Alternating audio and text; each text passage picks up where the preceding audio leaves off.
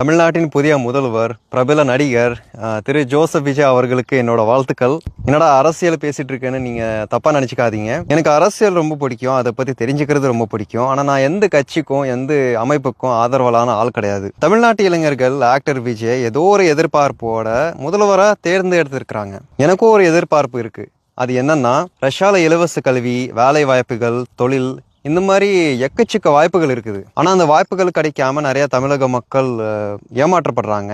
அதை நான் ரஷ்யாவில் உணர்றேன். இனிமே யார்ட்டும் ஏமாறாம தமிழக மக்களுக்கு உதவுறதுக்கு ரஷ்யாவில் நாங்கள் இருக்கிறோம். அதுக்காக நாங்கள் தமிழ்நாட்டில் ரஷ்யா தகவல் மையமும் ஓப்பன் பண்ணியிருக்கிறோம். தமிழின் ரஷ்யா என்கிற தகவல் மையத்தை நீங்கள் கூகுள் மேப்ஸ்னு சர்ச் பண்ணி கூட தெரிஞ்சுக்கலாம். உங்களுக்கு உதவ என்னோட அப்பா டாக்டர் நியாஸ் ரஹ்மான் அவர் இப்போ அங்கே தான் இருக்கிறாங்க, தமிழ்நாட்டில் தான் இருக்கிறாங்க. தமிழக முதல்வரோட உதவியும் ஆதரவும் எங்களுக்கு இருந்துச்சுன்னா எங்களுடைய செயலை சிறப்பாக செய்ய முடியும்னு நான் நம்புகிறேன். அதுக்காக நான் அவருக்கு வேண்டுகோள் வைக்கிறேன். அஸ்ஸலாமு அலைக்கும்.